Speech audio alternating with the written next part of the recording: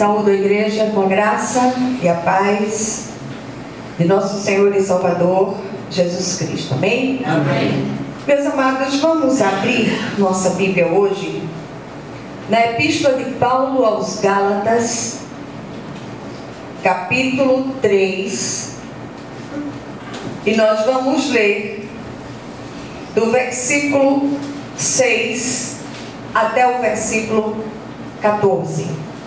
Gálatas, capítulo 3, do versículo 6 até o versículo 14. Queria que você ajudasse alguém que está próximo a encontrar o texto, por favor.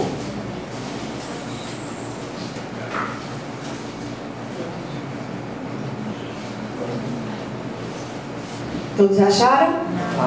Amém. Alguns estão procurando.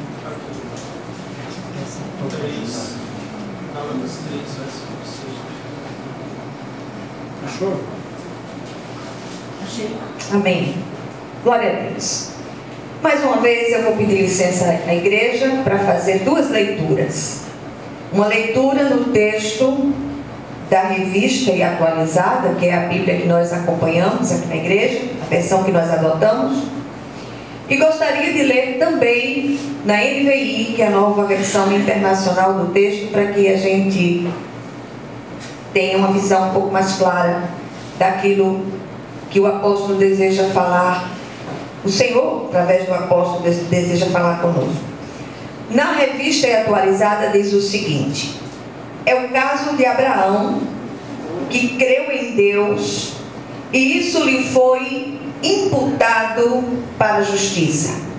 Sabei, pois, que os da fé é que são filhos de Abraão. Ora, tendo a Escritura previsto que Deus justificaria pela fé os gentios, pré-anunciou o Evangelho a Abraão: em ti serão abençoados todos os povos. De modo que os da fé são abençoados com o crente Abraão. Todos quantos, pois, são da obra da lei, das obras da lei, estão debaixo de maldição, porque está escrito: maldito todo aquele que não permanece em todas as coisas escritas no livro da lei para praticá-las. E é evidente que, pela lei, ninguém é justificado diante de Deus, porque o justo viverá pela fé. Ora, a lei não procede de fé, mas aquele que observar os seus preceitos, por eles viverá. Cristo nos resgatou da maldição da lei, fazendo-se Ele próprio maldição em nosso lugar. Porque está escrito: maldito todo aquele que for pendurado em madeiro. Versículo 14. Para que a bênção de Abraão chegasse aos gentios em Jesus Cristo, a fim de que recebêssemos pela fé o Espírito prometido. Amém? NVI diz o seguinte: considerem o exemplo de Abraão. Ele creu em Deus e isso lhe foi creditado como justiça. Estejam certos, portanto, de que os que são da fé, estes é que são filhos de Abraão. Prevendo a Escritura que Deus justificaria pela fé os gentios, anunciou primeiro as boas novas a Abraão: por meio de você todas as nações serão abençoadas. Assim, os que são da fé são abençoados juntamente com Abraão, homem de fé. Já os que são pela prática da lei estão debaixo de maldição, pois está escrito: maldito todo aquele que não persiste em praticar todas as coisas escritas no livro da lei. É evidente que diante de Deus ninguém é justificado pela lei, pois o justo viverá pela fé. A lei não é baseada na fé. Pelo contrário, quem praticar estas coisas, por elas viverá. Cristo nos redimiu da maldição da lei quando se tornou maldição em nosso lugar. pois está escrito: maldito todo aquele que for pendurado no madeiro.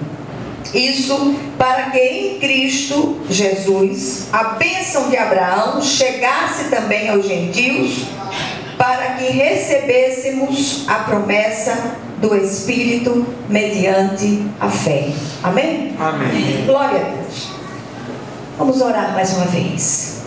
Querido Deus e Pai, nós rogamos a Ti, pelas misericórdias vivas de Jesus, que ao ser entregue esta palavra, o Espírito da palavra, o autor desta palavra, ministre com toda liberdade esta palavra aos corações. E como foi orado, já foi pedido, já foi clamado, que nenhum de nós saia daqui do mesmo modo, que sejamos impactados com essa palavra pela ação poderosa do Teu Espírito. Faz assim, Senhor, em nome de Jesus. Amém? Amém. Glória a Deus. Nesses dias eu tenho preparado algumas meditações matinais nesta epístola de Paulo aos Gálatas. Saí de 2 Coríntios, entrei em Gálatas e nós percebemos a aflição, a tristeza no coração do apóstolo, porque aqueles irmãos da região da Galácia, assim como os de Corinto, eles também haviam se deixado enfeitiçar pela maneira persuasiva como os judaizantes, que era uma facção do cristianismo, convertidos a Jesus, mas que de repente esses irmãos judeus, chamados de judaizantes, eles se enciumaram com aquilo que o Senhor havia feito no meio dos gentios e começaram a introduzir na igreja da região da Galácia, como em várias outras, preceitos que eram exclusivamente do judaísmo. Por exemplo, eles queriam que os irmãos gentios se circuncidassem, passassem pela cerimônia da circuncisão, ou seja, se tornassem judeus para que depois se tornassem cristãos.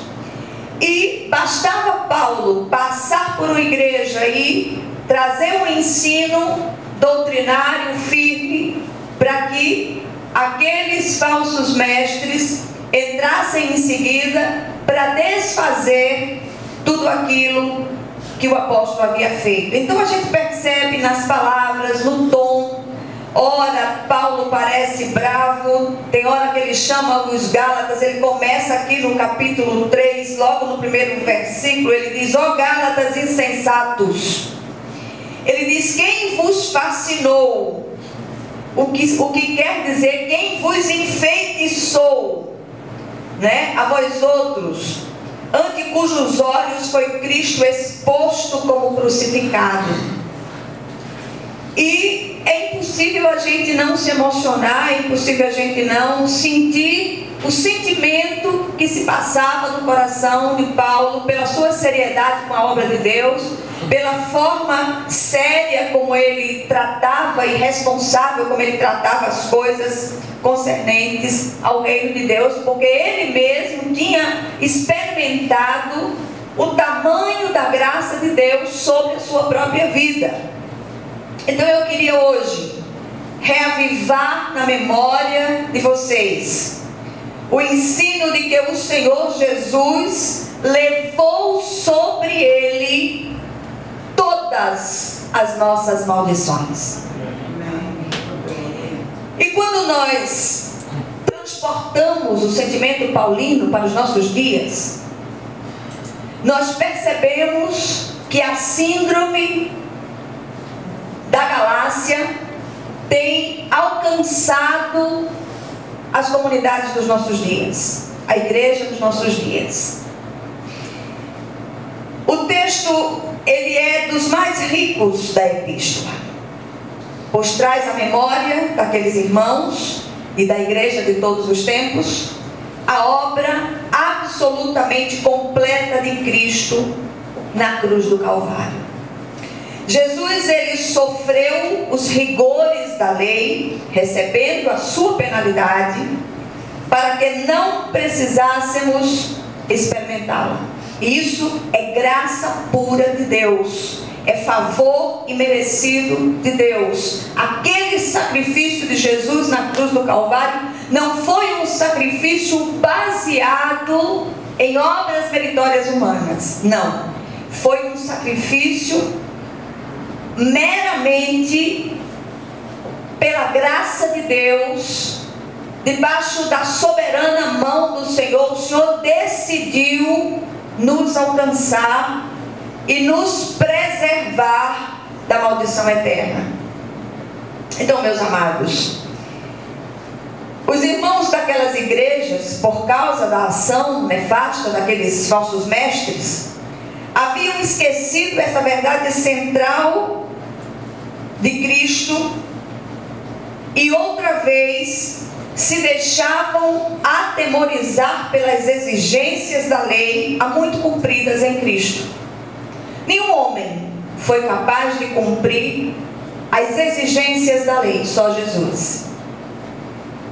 E ele veio, cumpriu, e mesmo sendo inocente, ele padeceu a penalidade que era nossa.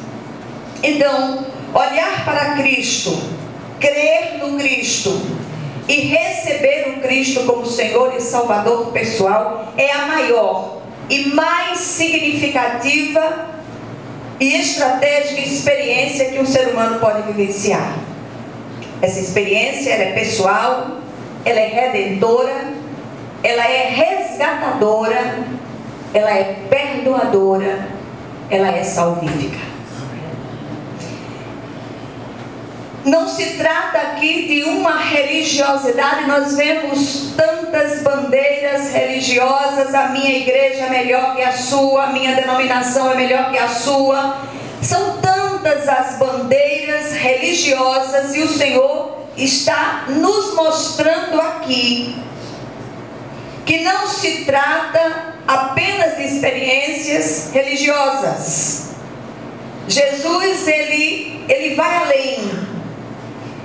O Senhor, ele não olha para a aparência. O que acontece no momento que nós somos justificados é algo na profundidade do coração do homem, vivificando esse homem no seu espírito morto até então em delitos e pecados. E só aqui, a partir dessa morte e vivificação, é que temos a oportunidade de ter a nossa vida verdadeiramente zerada. E isso é uma questão de fé. Ou você crê, ou você não crê.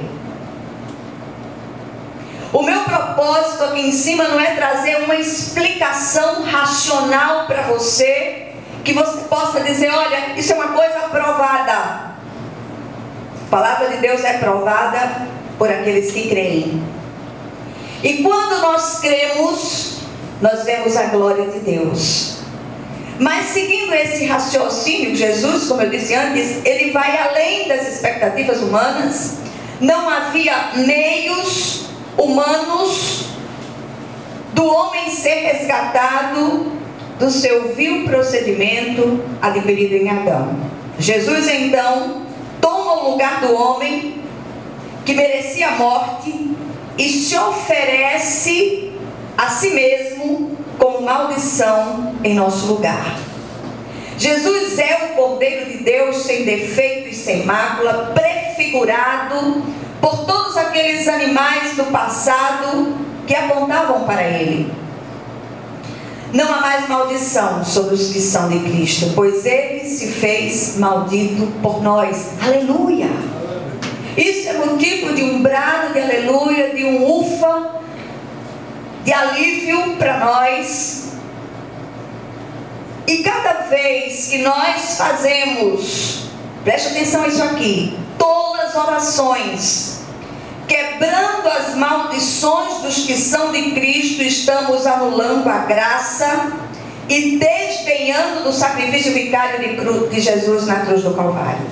éramos malditos, porque em Adão nos tornamos filhos da ira. O único meio de anular tal maldição é receber Jesus como Senhor e Salvador pessoal e nascer outra vez da água e do Espírito. Amém. Aí somos benditos. Amém. Nós somos chamados por Deus para ser o povo bendito da terra. Amém. E você pode dizer, mas os crentes verdadeiros, aqueles que são de Cristo, passam por tantas lutas. Ser bendito não nos isenta de lutas, mas nós podemos suportar todas as coisas naquele que nos fortalece. Amém. O castigo que nos traz a paz estava sobre Cristo, e pelas suas pisaduras nós somos sarados. Fomos sarados, somos sarados. Isto não significa que não teremos mais enfermidades físicas, mas fomos sarados, como diz o pastor Malta nos seus artigos, da lepra, da cegueira e de todos os aleijões espirituais que nos impediam de ter uma vida de plenitude.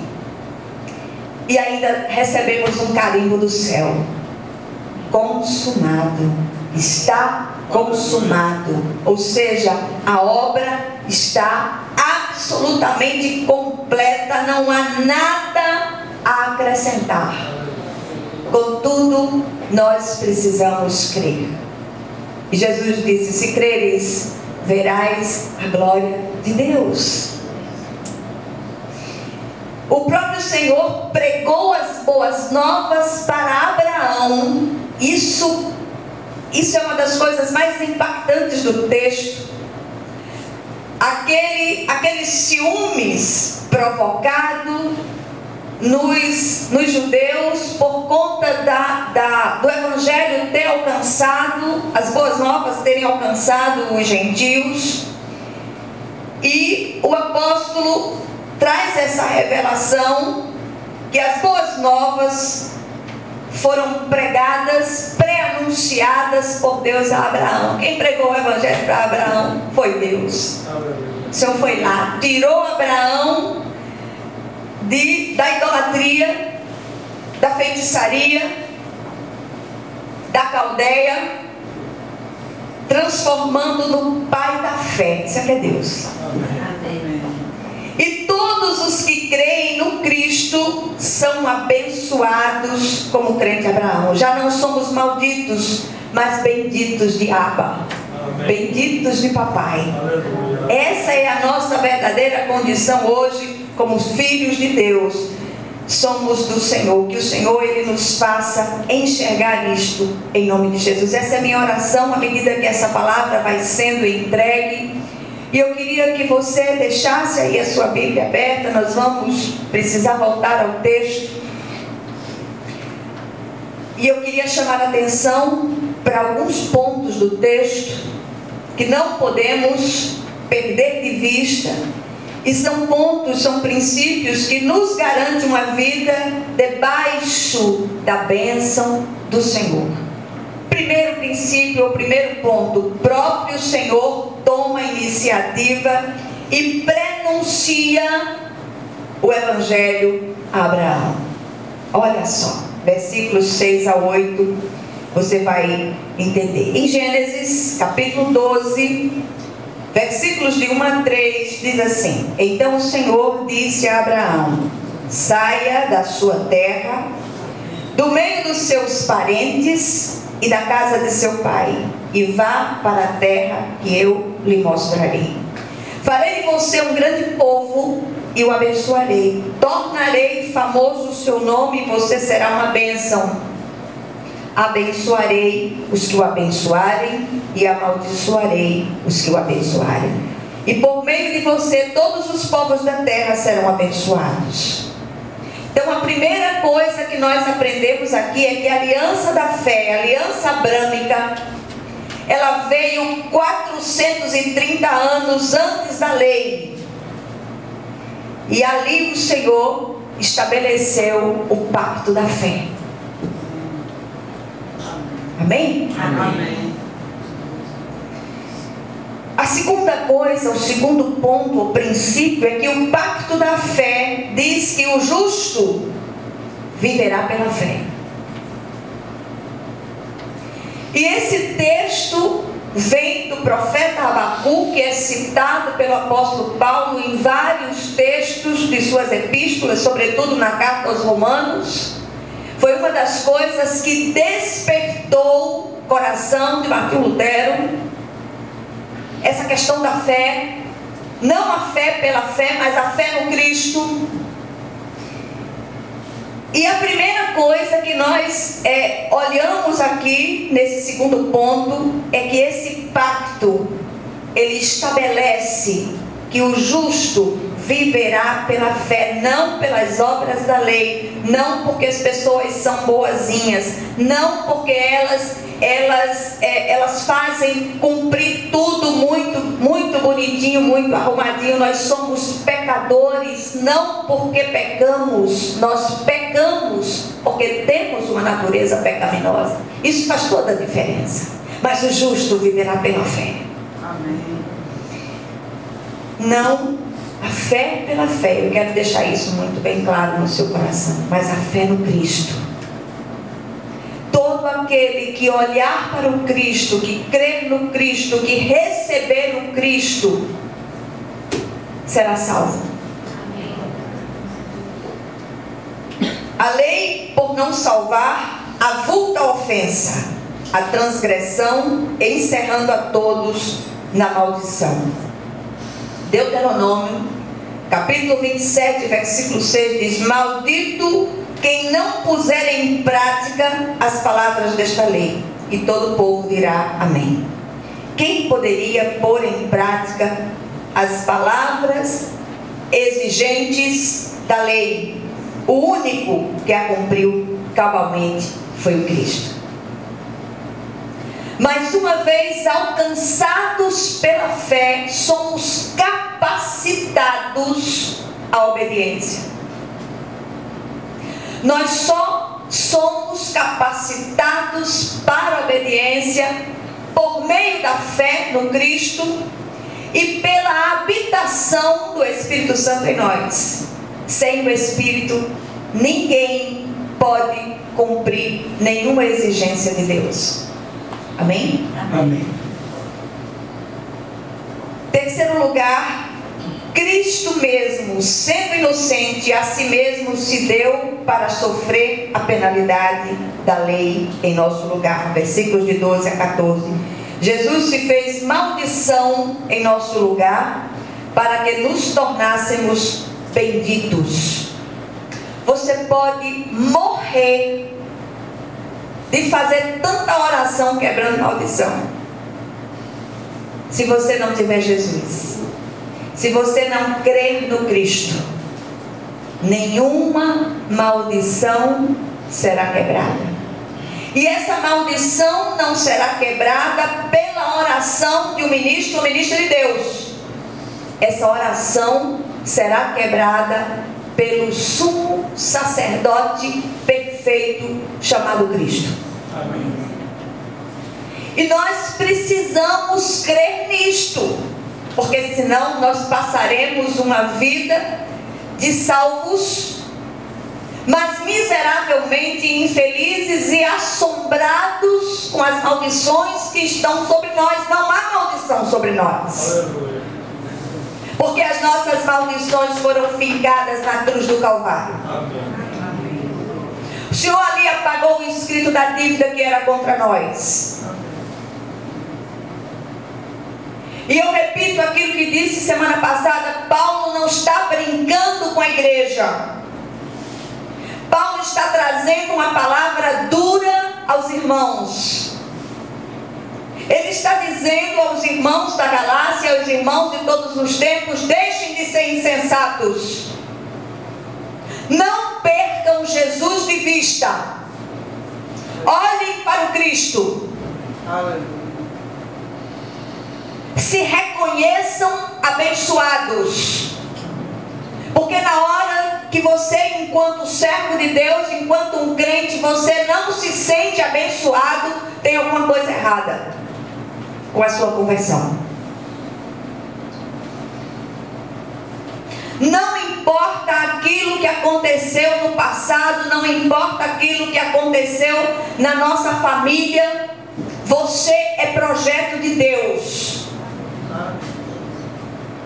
Ah, mas a minha família tentou me destruir, a minha família isso, aquilo outro, não interessa. Sua vida foi zerada a partir do momento que você recebeu Jesus Cristo como seu Senhor e Salvador. Isso faz toda a diferença e faz de você aquele que é fiel depositário da bênção de Deus. Mas nós precisamos crer.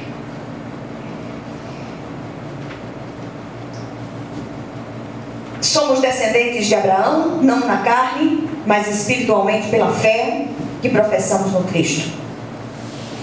Qualquer outra percepção nossa anula o que a graça realizou em nós e desdenha da obra salvífica de Cristo.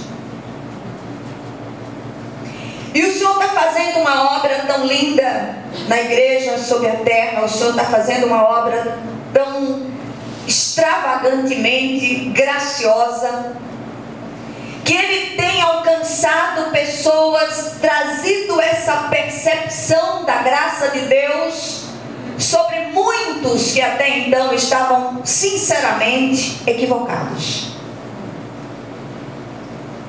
Então que nós precisamos voltar aos rudimentos da fé. Nós precisamos voltar aos alicerces. Nós precisamos, alguém disse que eu era tradicional, eu sou. Em Cristo Jesus, eu sou tradicional no que tange a palavra de Deus. Eu não aceito outro ensino que não se enquadre nas Escrituras. Amém. Revelações extra-bíblicas, sonhos, qualquer outra coisa que não se enquadre aqui, eu rejeito. Amém. E aqueles que não estão satisfeitos, eu não posso fazer nada. Outro dia uma irmã chegou para mim e disse que tinha uma revelação de Deus para mim. Eu digo que Deus está de mal comigo. Deus não está de mal comigo. E ela veio com uma história tão estapafúrdia, veio com uma história tão troncha. Eu disse, terminou? Ela disse, terminei. Muito obrigada. Recebi da palavra. O Senhor é aquele que testifica no seu coração, por meio da santa palavra de Deus, aquilo que Ele quer dizer a você. Amém.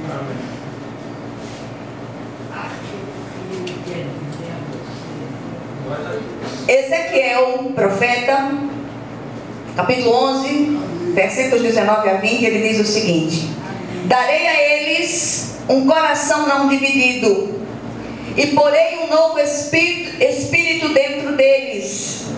Retirarei deles o coração de pedra e lhes darei um coração de carne.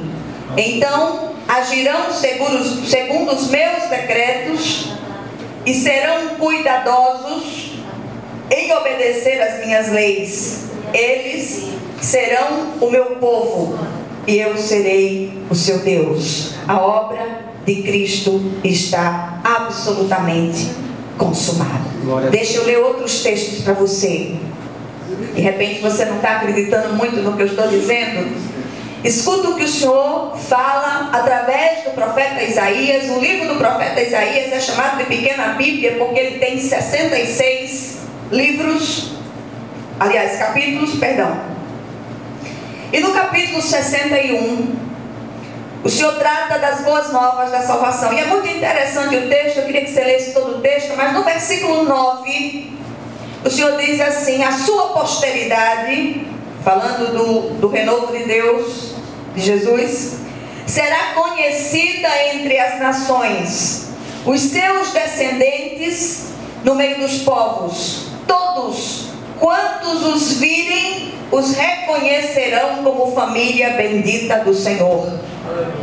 Amém. Será que aqueles que têm olhado para nós têm dito assim: ali vai um servo bendito do Senhor, ali vai uma serva bendita do Senhor?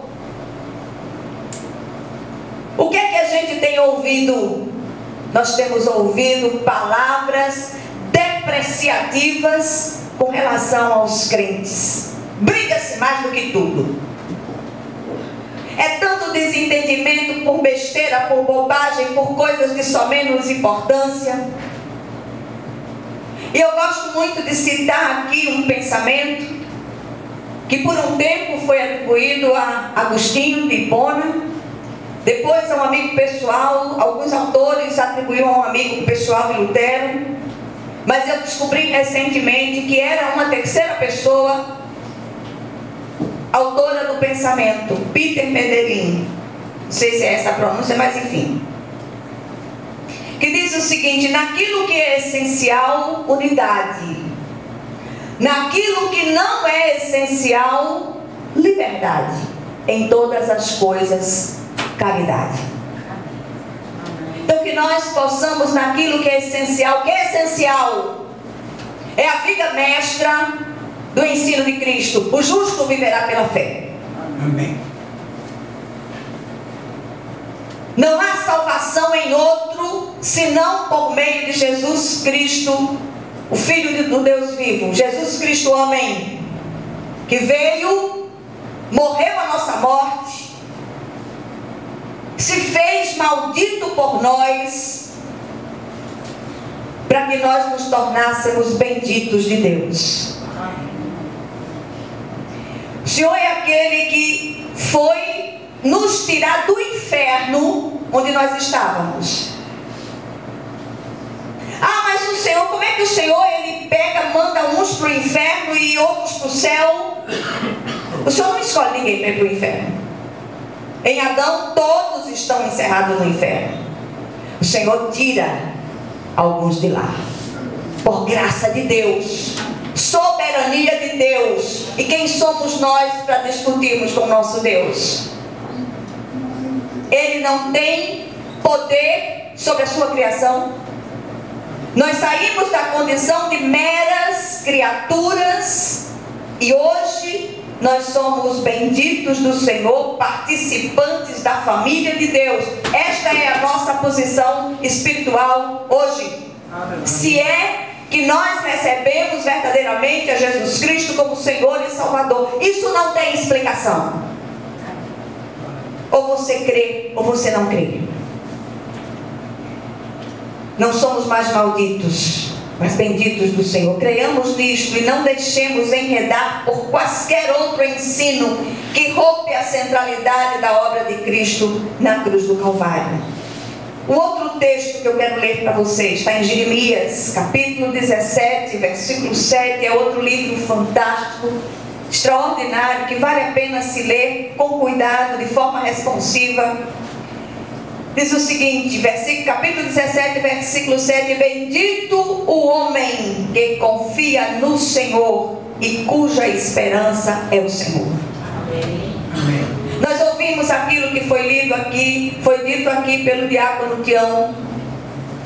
A nossa esperança, a nossa verdadeira confiança não está em homens, está naquele que é a esperança de Israel, Jesus, o Cristo de Deus. Amém. Seja o governo, venha o governo que vier, Jesus é o Rei soberano, acima de todas as coisas, e tem todas as coisas na palma das suas mãos. Amém? Amém. E o último texto que eu queria deixar é um texto também escatológico, no Evangelho de Mateus, capítulo 25, versículo 34. No dia do grande julgamento, o rei dirá aos que estão à sua direita: vinde, benditos do meu Pai, entrai na posse do reino que vos está preparado desde a fundação do mundo. Aleluia! Aleluia. Glória a Deus. Que o Espírito da graça, ele aplique esta porção da palavra ao nosso coração. E eu queria dizer a você, preste atenção, não se deixe enredar por outros ensinos que não encontrem um respaldo sólido na palavra de Deus. Deixa eu dizer outra coisa. Um versículo isolado não fundamenta uma doutrina bíblica. Se fosse assim, o texto que diz que Judas foi e enforcou-se dava respaldo para a gente sair se enforcando por aí afora.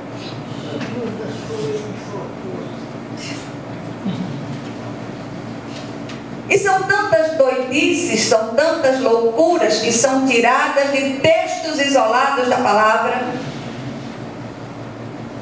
Tem uma determinada seita que se baseia num texto de uma argumentação de Paulo com relação à ressurreição. Havia uma facção no meio dos judeus que não acreditava na ressurreição, mas se batizava por causa dos mortos.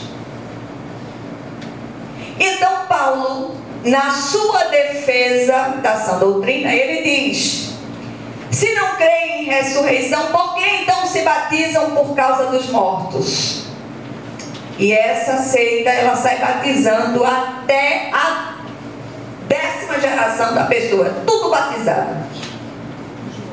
Os mortos batizados.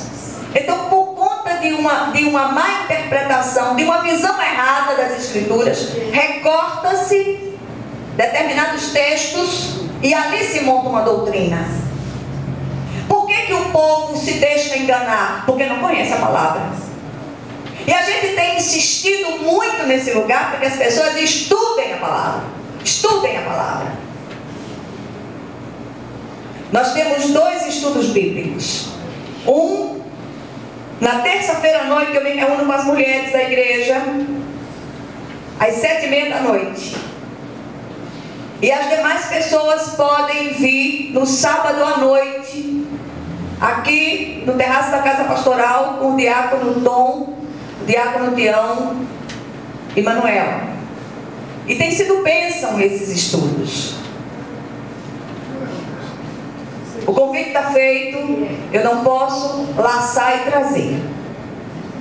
Ou você deseja ardentemente, você tem fome e sede da palavra, ou não tem jeito. Que o Senhor, Ele aplique essa porção da palavra ao seu coração, em nome de Jesus. Eu quero orar. Amém.